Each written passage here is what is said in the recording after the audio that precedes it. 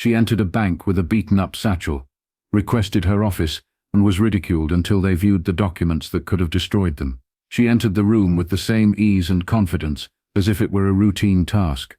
No hesitation, no stumble, just one deliberate steady step after another. Odessa Belle Jenkins, a 74-year-old woman, with skin that resembled sun-dried tobacco leaves and eyes that were as keen as glass, opened the door to Hamilton First Bank in downtown Modesto. At first, she was not noticed by anyone. Phones rang, fingertips tapped at keyboards, and the air conditioning hummed excessively. A wide-brimmed straw hat, reminiscent of a 1960s Sears catalog, was slung over one shoulder, and Odessa was not dressed for business. She was wearing a faded blue dress and worn orthopedic shoes, a canvas pouch that is in poor condition and bears the hand-stitched initials of OBJ. She proceeded to the lobby's center and remained there. She uttered a subdued yet audible, "Excuse me, I would appreciate access to my office." The youthful teller at window 2 did not even raise her head. "Ma'am, in order to make a deposit, you will be required to obtain a number. I am not present to make a deposit." Presently, he observed, the woman in his immediate vicinity and the assistant manager at the rear also participated. The silence that ensued was neither heavy nor dramatic, rather it was uncomfortable. It was as though everyone anticipated her to provide an explanation, and she was in no hurry to do so. "You stated that your office is?" the teller inquired, evidently perplexed. Once, Odessa bowed. "On the uppermost floor, concealed by the frosted glass. Previously, it belonged to my grandfather. I am present to reclaim it." The laughter commenced at that moment. From a young woman situated near the counter, the conversation was initially calm. Then, a cough was heard, as if someone was attempting to conceal it by clearing their larynx. The security sentry raised an eyebrow and leaned forward from his stool. "Do you possess this financial institution?" the teller inquired, her expression now tinged with amusement. "Ma'am, this is Hamilton First Corporate Bank, not a diner. Are you certain that you are in the correct building?" Odessa maintained its composure. Rather, she lowered the sack from her shoulder and placed it gingerly on the tile floor. Despite the years of grime that had accumulated, the zipper was able to open without any noise. A folded birth certificate, a stack of parchment-colored documents, and a glossy black and white photo of a black man in a double-breasted suit, shaking hands with a white man in front of a building that bore a striking resemblance to this one, were all produced. She then placed a single page on the ground, which had previously been framed, but is now simply laminated for the sake of preservation. A signature that still reads clearly, "EH" is written in fading ink at the bottom. Hamilton. The lobby remained motionless. The page was examined by the teller as she bent over. The color of his countenance diminished. Eyes narrowed. The assistant manager advanced. "From where did you acquire these?" he inquired. "They were given to me by my grandfather," Odessa responded. "Prior to his passing, he advised me to safeguard them, declared that the world would forget. However, paper does not, madam. This is impossible." "Is that accurate?" Odessa inclined her head. "Do you have a legal department? It may be beneficial to contact them." Mr. Lyles, the manager, emerged from behind the counter, as indicated by his name badge. His hair had thinned out, and his shirt was slightly too tight at the buttons. He was older than the others, possibly in his mid-50s. "Miss Jenkins, let's visit a private location," he suggested. "Odessa Belle Jenkins," she rectified. "Miss Jenkins, if this is an error, it is not. Additionally, I would prefer that we converse on the upper floor." She directed her attention to the glass panel, covering the top floor, which she had previously identified. He hesitated, and examined the surroundings. Ultimately, he extended a slight nod to the security officer. "We will transport her to the conference room." They guided her past curious gaze and sideways glances. Odessa proceeded at a leisurely pace, unperturbed. She refrained from exulting. She refrained from providing an explanation. Her satchel bounced gently at her side with each stride. She was not present to establish any point. Rather, she was there to address an overdue matter. However, prior to their arrival at the elevator, an individual posed a query that significantly altered the climate of the room. "Excuse me, may I inquire as to the contents of that bag?" Lyles, the assistant manager, inquired. His tone was inconsistent with his gaze, despite his efforts to maintain composure. Odessa halted in mid-step, swiveled slightly, and gazed at him, as if she had been anticipating that inquiry all morning. She stated, "Proof. Proof that this location does not belong to the individual you believe it does." They entered the conference room on the 3rd floor. The atmosphere was more constrictive. Perhaps it was the low ceiling, the windows that had not been cleaned in months, or the silence that surrounded them as Odessa unloaded the remaining contents of the sack onto the long table. She refrained from hurling objects, or making a spectacle of it. Each object was meticulously placed, one by one, as if it was sacred. Original land deeds, typewritten stock certificates, with embossed seals, and correspondence between her grandfather, Elijah Jenkins, and Ernest Hamilton, the bank's namesake. Brittle and discolored were certain pages. Some individuals had ink that was so dark that it appeared to have been recently stamped. Lyles gazed at the heap. He parted his lips but did not utter a word. Odessa took a document located in the center and moved it toward him. "Begin with that." He grasped it with both palms, as if it were in danger of disintegrating.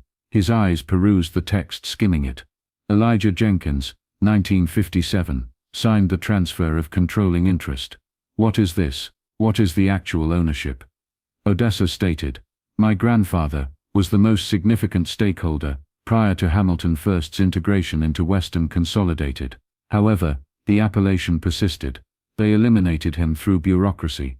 That is not feasible. The Jenkins name has never been referenced in our archives." She shook her head. "When individuals desire to conceal information, it is not necessarily included in the archives." Lyles massaged his temple. "You are asserting that your grandfather was the owner of this bank. Why would he conceal that information?" "He refrained from doing so. He was coerced to leave, purchased on terms that were unjust, promised shares that were never registered. The merger in 1974 was merely a sophisticated term for larceny."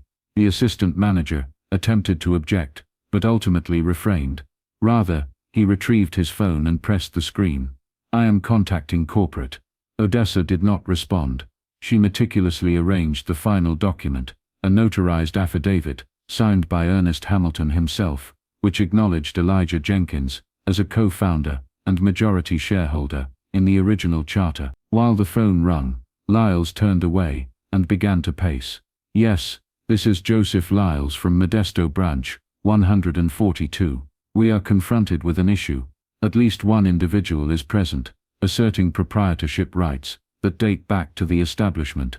Odessa's hand was resting on the table. She was not present to plead or argue. Rather, she was there to wait. "They possess original documents. I am not joking." He listened intently, his gaze returning to her. "All right, I will reserve the room." He terminated the conversation 1 minute later. "A team from Regional Legal will be arriving in a few hours." Odessa nodded. "At least once." Lyles further stated, "We are also extracting the historical records from the vault located downstairs. If this is genuine, they will require a comprehensive explanation." A slight smile emanated from her lips. "You ought to have implemented that action years ago. An hour has elapsed. Then another. In that period, Odessa maintained a low level of speaking. She primarily gazed out the window, occasionally sipping water that was brought by a nervous intern, who did not pose any queries. However, individuals were relocating to the lower level. Staff members, who had previously scarcely observed her, were now whispering in corners and peering up at the conference room window, as if it were the scene of a crime. In reality, it was not a crime, at least not in the manner they anticipated. However, Odessa's contribution was not limited to documentation. It was the weight, the past, memory, ownership. Additionally, certain individuals within the structure were beginning to experience it, apply pressure to their shoulders. However, it was not her previous demonstrations that truly caused the walls to tremble. It was the item that she had not yet extracted.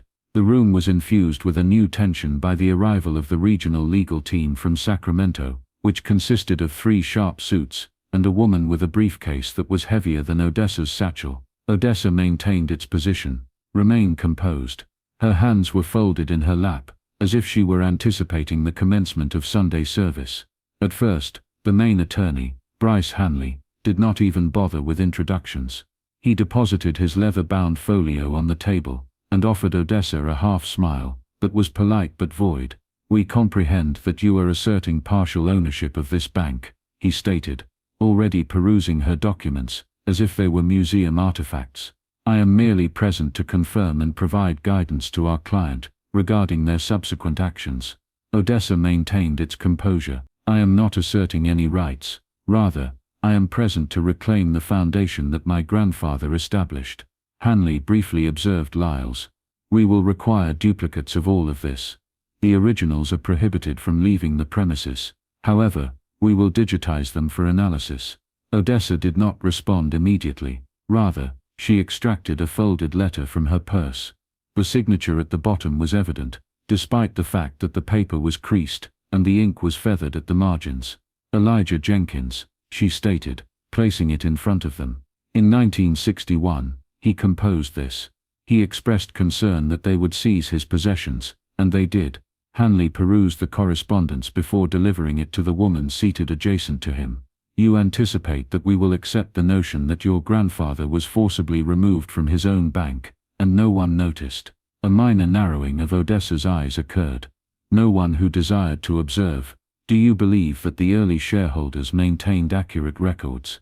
In less than a decade, the Jenkins family transitioned from being the majority proprietors to being completely insignificant, and no one inquired as to how. Due to the fact that no one was interested, we were not the type of family for whom statues were crafted."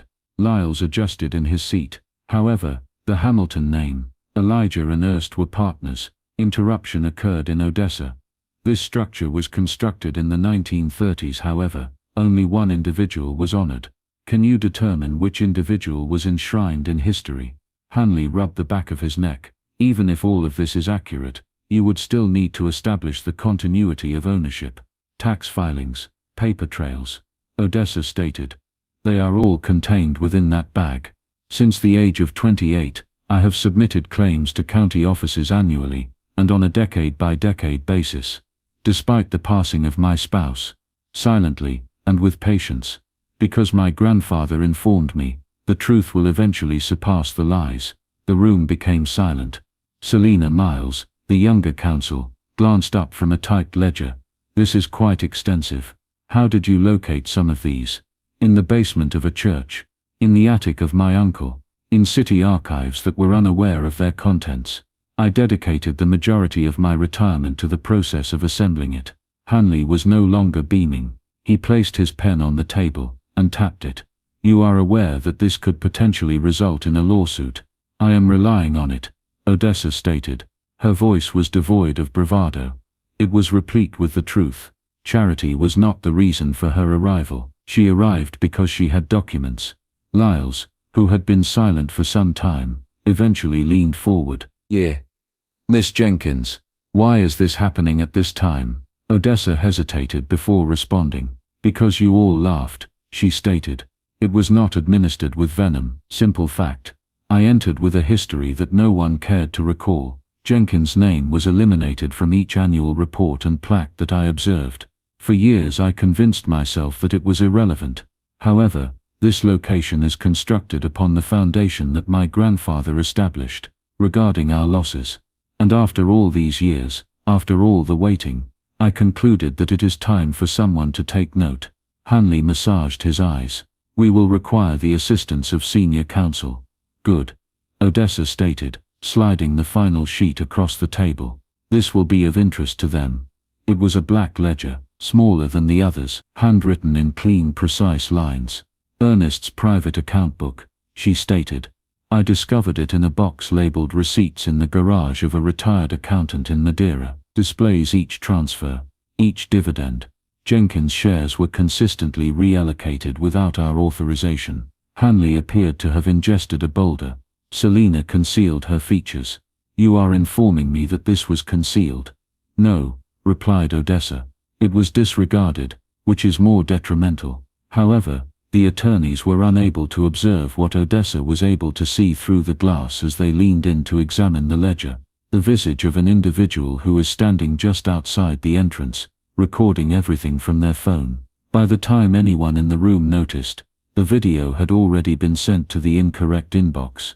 A bank employee, who was perhaps 22 years old and wore a name tag that was reversed, had briefly paused outside the glass to observe Odessa's silent revolution for 30 seconds. A woman with a weathered visage and a ledger in her hand, who was serenely flipping through decades of erased truth. Bryce Hanley examined the document in front of him, with a squint, as if it were on fire. This ledger alters the course of events. Odessa did not respond. She allowed the silence to persist until another individual interrupted it. Lyles, the assistant manager, was present, his larynx dry. That is Ernest Hamilton's handwriting. We retain samples for verification. Selina acknowledged. That belongs to him. And these are not merely notes. They are unauthorized modifications. Transfers of dividends. Proxy ballots that have been fraudulently obtained. Ghost proprietors are also included. Hanley reclined in his chair. We will need to restrict access to internal systems until we can ascertain the extent of this issue, he stated. The board will require access to all of this. Odessa inclined her head slightly. The board will be required to provide an explanation for all of it. He disregarded that. How did you acquire this? I contacted the appropriate individuals, paid visits and sent letters. The majority of individuals were either too old to care, or too guilty to engage in conversation. However, Douglas Nunn, a retired CPA from Madeira, maintained crates that were never instructed to be destroyed.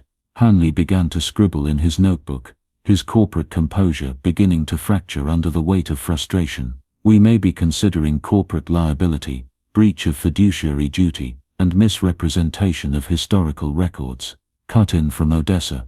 And theft. The word reverberated as if it had been dropped from the ceiling. She continued. At that time it was not referred to as such. They merely referred to it as a rebranding. However, the act of stealing remains the same when one alters their name and conceals their hands. Selina examined the pages in between. This is completely tainted by the presence of old checks, forged board minutes, and skipped filings during the consolidation years. The regional director arrived in the middle of a sentence. Diane Cole was her name. She was in her late 40s, wore a red blazer, and had hair that was so pointed that it could draw lines on a chalkboard. She entered with the confidence of an individual who was accustomed to being in command. Brief me, she requested, her eyes already alight on the chamber. Hanley standing. Miss Jenkins has submitted a wealth of family ownership documentation that dates back to the bank's inception, including this ledger. Private accounts, likely belonging to Hamilton, provide details of unauthorized share transfers. Cole grasped the ledger with the same care as if it were composed of bone. She rapidly perused it before halting at a page that had been dog-eared. Her brow furrowed. Is this a genuine situation? Odessa gazed at her in a state of death. You inform me. Cole sat down, placed the ledger aside, and folded her hands. Miss Jenkins, if this is indeed the case, it has the potential to generate state and potentially federal investigations. Are you aware of the extent of the information you are in possession of? I have been accustomed to it for many years. Cole addressed Hanley. What is the extent of our exposure? He hesitated. If this ledger is authenticated, and it will be, it is not merely public relations. It is shareholder fraud, historical misrepresentation, and likely a legacy of financial discrimination. We may need to notify regulatory bodies. Lyle, who had been silent until now, whispered. The charter may be forfeited. Odessa ultimately leaned forward. My intention was not to obstruct it, rather I arrived to ensure its transparency. They perceived her as if she were conversing in a different language. Do you believe that I am interested in your positions and titles? She inquired. My grandfather did not construct this structure with the intention of allowing me to demolish it. However, I will not permit it to remain in a state of disrepair for an extended period. Cole hesitantly nodded. You are not requesting a check, are you? No, replied Odessa. I am requesting that my family's name be reinstated in its proper place, on the records, on the wall, and in the founding documents. If this is not possible, I will allow the courts to resolve the matter. No one moved for a brief period. Hanley then stood. I will contact headquarters. Additionally, I propose that we cease to maintain the illusion that this is merely a miscommunication. Selina gingerly collected the papers, as if she were handling history itself. Phones were illuminated outside the door. Information had disseminated. A local reporter was already downstairs, inquiring about the elderly woman who claimed ownership of the bank. Cole gazed out the window before returning to Odessa. Are you certain that you are prepared for the potential for this to become unpleasant? A small grin was given by Odessa. I have endured the ugly. I am prepared for the real. However, Odessa was aware that something more profound was on the horizon as the structure prepared for legal turmoil. Justice has a tendency to resonate beyond the confines of courtrooms. The story had already departed the bank's boundaries by the time the sun set behind the rows of office buildings in downtown Modesto. A notepad and a camera were in the possession of a journalist from the Valley Record, who stood outside the glass doors. Eleanor Cruz was her given name. 35 years of age. A haircut that is blunt, uncomplicated. No, she had not been dispatched. She had arrived independently, after hearing rumors from a cousin who was employed in the building. Individuals were conducting themselves differently within the premises. Staff members who had mocked Odessa earlier that morning were now silent, hurriedly transporting documents between offices and evading her gaze. Others, primarily younger tellers, gazed at her with an unusual sense of astonishment, as if they were only now recognizing that they were working in a structure that was constructed on the stolen narrative of another individual. Cole stood near the windows, arms folded, and observed the events unfurl as if they were a chess game she had not anticipated playing today. She will require a statement, she stated, gesturing toward the reporter. Odessa did not raise her head from her perch. Allow her entry. Are you certain? She reiterated. Allow her to enter. I am not concealing myself. Elena entered the conference room a few moments later. Her shoulder was adorned with a camera. The recorder is currently operational. I have been informed that you possess evidence that this bank does not possess the assets it claims to possess. Odessa maintained its composure. I have evidence that it never occurred. Not entirely. And you are? Odessa Belle Jenkins, granddaughter of Elijah Jenkins, who co-founded this institution and was omitted from history without a single footnote. Elena occupied the seat opposite her. That assertion is audacious. It is not a claim. There is a record. Everything you require is present on that table, stated Odessa. Cole was briefly observed by the reporter. Is this being treated with the utmost gravity? Cole's shoulders were tense as she exhaled. We are currently in the process of evaluating the new documentation that Miss Jenkins has provided, as well as the decades of archived material. Indeed, it is grave. Elena returned to Odessa. What is the reason for today? Why at this time? Odessa's hands were clasped as she leaned forward. Because I have laid to rest an inordinate number of individuals who awaited the world's attention. Every time my mother passed by this structure, she would weep. For 28 years she was employed at the post office located across the street. Observed the name Jenkins vanish from the foundation plaque. She passed away before I could demonstrate its significance to her. Elena remained silent for a brief period, before whispering, "You are not engaging in this activity for financial gain." Odessa grinned, feeling fatigued. "Child, if I had desired money, I could have sold these documents to a lawyer years ago. However, what is the value of money in relation to a legacy?" Hanley, who was still conversing with the individual across the room, terminated the call. Effective immediately, headquarters has consented to initiate internal investigation proceedings. And the plaque of the founders? Odessa inquired.